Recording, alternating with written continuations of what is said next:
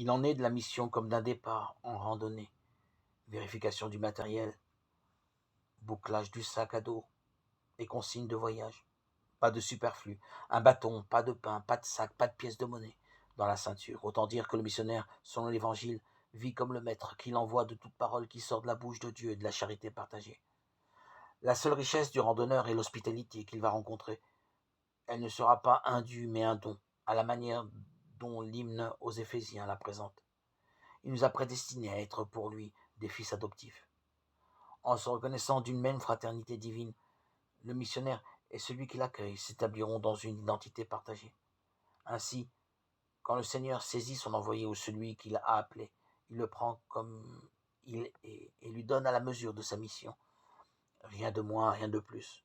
Le programme missionnaire n'est donc pas à faire de grands calculs de qualité particulière ou de stratégies complexes, sinon celle de l'accueil et de la reconnaissance de la paix qui vient de Dieu.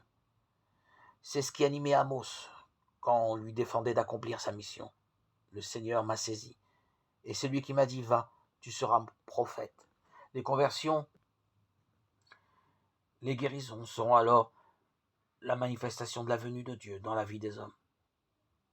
Comme le chante le psalmiste, le Seigneur donnera ses bienfaits et notre terre donnera son fruit.